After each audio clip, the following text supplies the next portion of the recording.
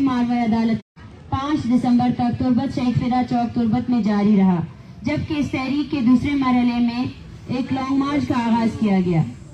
6 दिसंबर को तुर्बत से लॉन्ग मार्च रवाना हुई और बलूचिस्तान के मुख्तलिफ इलाकों से होते हुए 20 दिसंबर को इस्लामाबाद पहुंचा और 2 दिन इस्लामाबाद के जेलों में गुजारने के बाद 24 दिसंबर से ये धरना इस्लामाबाद प्रेस क्लब के सामने जारी है।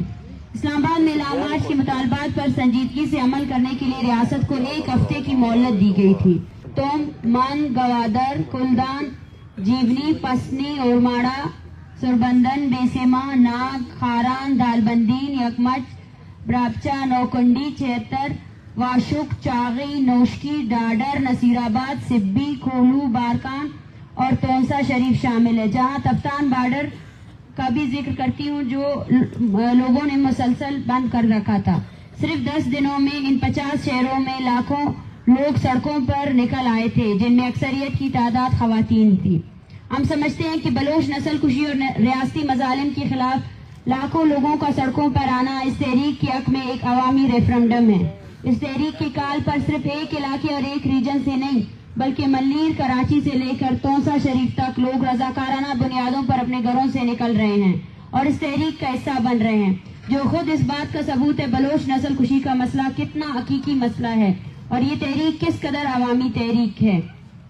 काबिल एहतराम साफी हजरात, जैसा कि आप सबके इल्म में है, इस तहरीक की बुनियाद बलोच नस्ल कुशी और रियासती मजालिम जैसे इंतहाई संगीन मसाइल हैं और इस तहरीक के मुतालबात भी अपने आप में मुदलल और जमीनी अकायद के ऐन मुताबिक है। लेकिन आप साफी हजरात इस अमर के चश्मदीद गवाह हैं कि इस पुरअमन अवामी तहरीक के हवाले से रियासत के रवैये और इकदामात शुरू दिन से किस कदर जारियाना और पुरतशद्दुद और अनूस थे। हमने गुज़श्ता 4 प्रेस कॉन्फ्रेंसेस में रियासत के जारियाना रवैये और पुरतशद्दुद इकदामात के बारे में तफसील से बात की थी और इस पूरे दौरानिये में रियासत के रवैये और पुरतशद्दुद इकदामात में कमी के बजाय मजीद तेजी आई। दिन से जहाँ जहाँ हमारा लॉन्ग मार्च गुजरा और इस तहरीक की हिमायत में जहाँ जहाँ एहतजाज हुए, इनमें तकरीबन 15 शहरों मल्लीर, नाल, गुजदार, लियारी, अब खैरपुर, माड़ीपुर, डीआई खान और इस्लामाबाद में इस तहरीक के रहनुमाओं समेत सैकड़ों शुरका के खिलाफ 20 से ज्यादा FIR दर्ज किए गए हैं। हालांकि आप साफी बरादरी और पूरा मुल्क इस बात की गवाह है कि जहाँ जहाँ से ये लॉन्ग मार्च गुजरा और जहाँ जहाँ इसकी हिमायत में मुजाहरे हुए वहाँ एक गमला भी नहीं टूटा है।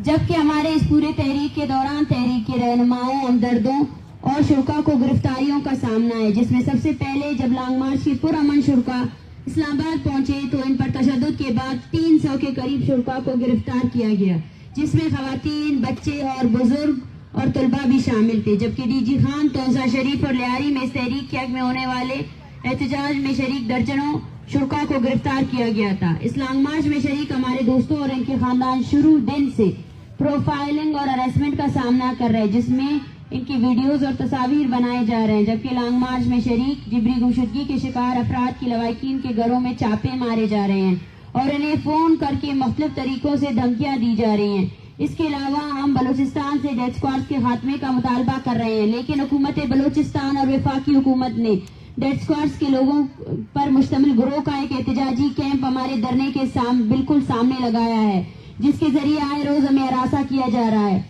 जबकि इस पूरे तहरीक के दौरान पाकिस्तान के मेन स्ट्रीम मीडिया ने हमारे कैंप का मुकम्मल तौर पर मीडिया ब्लैकआउट किया हुआ है।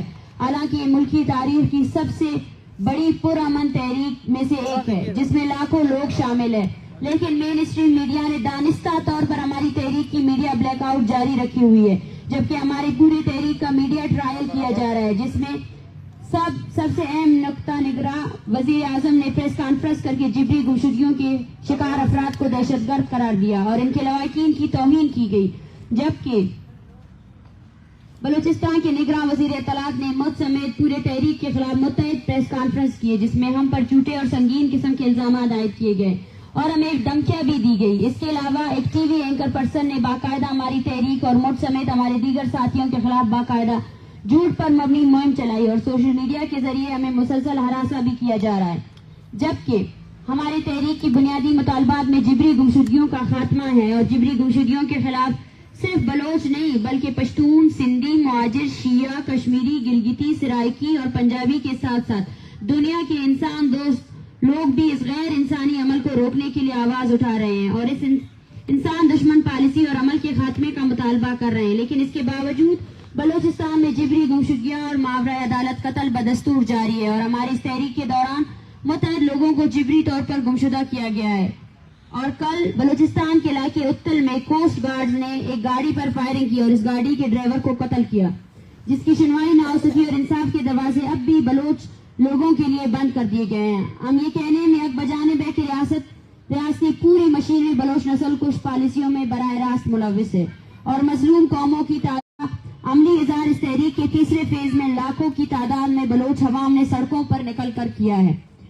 معزز ساتھی حضرات، جیسا کہ آپ کے علم میں ہوگا کہ بلوچستان ایک جنگ زدہ خطہ ہے جہاں روز بلوچ بچے، عورتیں، بوڑھے، جوان ظلم کی چکی میں پس رہے ہیں. عالم ایران نے بلوچستان کے علاقے پنجگور میں میزائل اور ڈرون حملے کیے جہاں 2 معصوم بچے شہید ہوئے اور اس کے بعد آج صبح مغربی ایران کے زیر انتظام بلوچستان میں ملے گا وہ مارا جائے گا یا غائب کیا جائے گا. لیکن اب ایسا ہم ہونے نہیں دیں گے. اس تحریک کا ایک مقصد یہی بھی ہے کہ ہم اس ریاست اور اس کے تمام اداروں کو یہ بتا سکیں کہ ریاست بھلے ہی ہمیں انسان نہ سمجھے لیکن ہمارا سرمایہ ہمارے لوگ ہیں اور وہ زمین ہے جس پر ہم صدیوں سے رہ رہے ہیں. ہم اپنے بلوچ عوام اور اپنے سرزمین کی کو ریاستی درندگی اور لوٹ مار کا نشانہ نہیں بننے دیں گے. ہم پورے منظم عوامی قوت کے ساتھ اپنے قوم کی نسل کشی کے خلاف ڈٹ کر کھڑے ہیں اور آخری دم تک کھڑے رہیں گے. تم تشدد کرو گے، ہم اس سے زیادہ ابھر کر آئیں گے. اس کے علاوہ اسلام آباد ہائی کورٹ نے اسلام آباد انتظامیہ کے واضح طور پر ہمارے پرامن احتجاج کے ساتھ تعاون کرنے کا حکم دیا تھا اور اسلام آباد انتظامیہ سے ہم نے ہمارے دھرنے کے مد مقابل لگایا گیا سرکاری کیمپ میں خطرناک پروفیشنل کلرز کی موجودگی کے سبب سیکیورٹی خدشات کا اظہار کیا تھا. لیکن اسلام آباد انتظامیہ اس پر خطر نوید کو نظر انداز کرتے ہوئے اور اس کے علاوہ ہمیں وہاں سے مختلف طریقوں سے ہراساں کرنے کے حوالے سے بھی اسلام آباد انتظامیہ کو آگاہ کیا گیا. لیکن انتظامیہ نے سنجیدگی کا مظاہرہ نہیں کیا جس کے سبب دھرنے میں شریک خواتین، بچے اور بزرگ ذہنی اذیت کا شکار ہے. ہمارے پرامن تحریک کے خلاف یہ صرف ریاستی پرتشدد اقدامات اور غیر سنجیدہ رویے کے چیدہ نکات ہے. اگر ہم تمام پہلوؤں پر بات کریں تو شاید یہ پورا دن بھی اس کے لیے کم پڑ جائے گا. معزز ساتھی حضرات، جیسا کہ ہم ذکر کر چکے ہیں کہ بلوچ نسل کشی کے خلاف جاری اس تحریک کے اپنے تیسرے مرحلے میں ہے جہاں ملک بھر میں احتجاجی مظاہرے جاری ہے اور اس کے ساتھ یہاں اس دھرنے میں روزانہ کی بنیاد پر بلوچستان بھر سے جبری گمشدگیوں کے شکار افراد کے لواحقین آ رہے ہیں اور اس کا حصہ ہو رہے ہیں اور یہاں ان کے پیاروں کی جبری گمشدگیوں کے کیس کو بین الاقوامی قانون کے تحت رجسٹر کیے جا رہے ہیں. جبکہ آج ہم اس پریس کانفرنس کی توسط سے بلوچ نسل کشی کے خلاف جاری اس تحریک کو جاری رکھنے کا اعلان کرتے ہیں جس میں اس تحریک کے تیسرے فیز جہاں ملک بھر میں احتجاجی مظاہرے جاری ہونے کے ساتھ ساتھ اب اس تحریک کے چوتھے فیز کا اعلان کرتے ہیں جس میں ملکی اور بین الاقوامی سطح پر بلوچ نسل کشی اور بلوچستان میں ریاستی ظلم اور جبر کے خلاف آگاہی مہم چلائی جائے گی. اس آگاہی مہم میں ہم اسلام آباد کے مختلف سیکٹرز میں وزٹ کر کے گھر گھر آگاہی مہم چلائیں گے اور اسلام آباد کے عوام کو ہمارے ساتھ ہونے والے ریاستی مظالم، جبر اور بربریت کی حقیقت سے آگاہ کریں گے اور اسی تسلسل کو جاری رکھتے ہوئے 21 دسمبر کو تمام مظلوم اقوام کا ایک بین الاقوامی کانفرنس کا بھی انعقاد کریں گے. آخر میں ہم ایک بار پھر اس پریس کانفرنس کے ذریعے سے ریاست کو پیغام دینا چاہتے ہیں کہ یہ ایک پرامن احتجاجی تحریک ہے. اپنے مطالبات کے تسلیم ہونے تک ہر صورت جاری رہے گی جس کے لیے ہم ہر طرح کے سخت حالات کا سامنا کرنے کے لیے تیار ہے. اب یہ ہماری ریاست کی سنجیدگی پر منحصر ہے کہ وہ اس تحریک کو کتنا طول دینا چاہتی ہے اور مذاکرات کی طرف سب سے پہلا قدم بالاچ بلوچ سمیت عطا اللہ بلوچ کے قاتلوں کو فوری سزا اور اس تحریک سے جڑے ہوئے ہر فیملی کے بچوں کی بازیابی شامل ہے. آخر میں پھر سے یہ کہنا چاہتے ہیں کہ اس تحریک سے جڑے کسی بھی شخص یا اس تحریک کے دوران اگر کوئی بھی ناخوشگوار واقعہ پیش آئے تو اس کی تمام تر ذمہ داری ریاست اور اس کے ادارے پر عائد ہوگی. Thank you. ڈاکٹر صاحبہ ایک سوال ہے. لوگ بہت سارے پوچھ رہے ہیں کہ آپ پاکستان میں بیٹھ کے UN سے کیوں مطالبہ کر رہے ہو اور پاکستان میں جو یہ کل ڈرائیور شہید ہو گیا، پنجگور میں جو حملے ہو گئے، ان کے بارے میں آپ کیا کہتے ہیں؟ پاکستان میں جو کل ڈرائیور شہید ہوا ہے اسے مارا کس نے ہے؟ انہی کے خلاف تو ہم یہاں بیٹھے ہیں نا.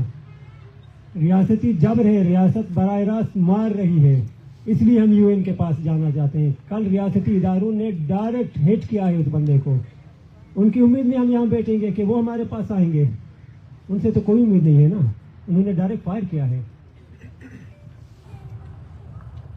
ڈاکٹر صاحب یہ بتائیے گا، یہ جو آپ نے ایران والے حملوں کی بات کی، اس کو کس تناظر میں دیکھیں کہ دونوں طرف آپ نے بلوچ کا حوالہ کیا؟ دیکھیں، یہ بلوچ نسل کشی کی جاری وہ پالیسی ہے جس کے خلاف ہم لوگ یہاں بیٹھے ہیں. اس کا میں یہی کہنا چاہوں گی کہ دونوں اطراف عورتیں اور بچوں کو نشانہ بنایا گیا ہے. دونوں اطراف میں دونوں وہ قوتیں ہیں جو عورتوں اور بچوں کو مارنے پر مبارکبادیاں دے رہی ہیں. کل جب بچوں کو مارا گیا تو مبارکبادیاں دی گئی، اور آج بھی وہ بچوں کو مارنے پر شاباشیاں بٹوری جا رہی ہیں کہ آپ جو ہے نا ایران کو شاباشیاں دے یا ایران آپ کے پاکستان کو شاباشیاں دے. تو یہ وہی جاری نسل کشی ہے جس کے خلاف ہم لوگ یہاں بیٹھے ہیں، اور ہم مطالبہ کرتے ہیں کہ اپنے فیک سیکیورٹی کے نام پر معصوم بچوں کی قتل عام بند کی جائے، بچوں کا قتل عام بند کیا جائے. وہ بچے جو شاید زندگی کے ابھی پہلے اسٹیج پر بھی نہیں تھے، ان کو پتہ بھی نہیں تھا، آپ ان پر عملہ کر کے اپنے کون سے سیکیورٹی کے تحفظ کرنا چاہتے ہیں. میں بالکل آپ کے سوال کا میں جواب دوں گا. جیش العدل کا آپ نام لیں یا کوئی دوسرے تحریکوں کا، کل جب ایران نے ہٹ کیا ہے اس نے بظاہر کہا ہے کہ میں نے جیش العدل کے ایک ٹھکانے کو مارا ہے، اس کے بندے کو مارا ہے. لیکن 3 سال کا ایک بچہ بھی مرا ہے، دوسرے کی عمر 4 ہے. یہ خواتین، یہ تو کامن سینس ہے. کسی کو اب یہ تصویریں دکھائیں آپ کو وہ کلیئر کرے گا کہ 3 سال کا بچہ کسی تحریک کا نہیں ہے. یہ کامن سینس ہے. آج پاکستان نے بھی جو جوابی کارروائی کی ہے اس نے پھر ہمیں مارا ہے. پاکستان نے اس نے جو میزائل پھینکا ہے اس میں پھر ایک 3 ماہ کا بچہ ہے، دوسرا اس سے بڑا ہے، ایک 2 سال کا ہے. ان کی لاشیں اب دیکھیں، ہم بچوں کو جو باندھتے ہیں نا، ایک خاتون ہے جو اس گھر کی ہے، بظاہر اس مرد کو، اگر وہ مرد تو ہر وقت گھومتے رہتے ہیں نا بازاروں میں ہوتا ہے، اگر آپ کو انہیں پکڑنا ہے تو ان سے کوئی یہاں پہ انکاری نہیں ہے کہ آپ کسی کو نہ پکڑیں. لیکن عورتوں اور ان بچوں کو مارنا یہ کھلی دہشت گردی ہے. اچھا، یہ تم حیران ہے، دونوں ملکوں کی جنگ ہے. آرمی والے بارڈر میں خود بارڈر ایریا کا ہوں، وہاں ایک ساتھ دونوں بیٹھ کے چائے پیتے ہیں. ابھی بھی پی رہے ہوں گے، اگر کوئی وہاں پہ چھپا کے ویڈیو بھیج دینا، ابھی بھی وہ ایک دوسرے کے ساتھ بیٹھ کے چائے پی رہے ہیں. یہ اس طرف میزائل فائر کر کے بلوچ کو مار دے، وہ اس طرف پھر ان کو مار دے. اچھا، اسلام آباد میں آج میں گھوم رہا ہوں، جہاں 2 لوگوں کو دیکھتا ہوں وہ ناچ رہے ہیں کہ ایران نے بدلہ لے لیا. بخدا ہم دل میں رو رہے ہیں، خدا کی قسم.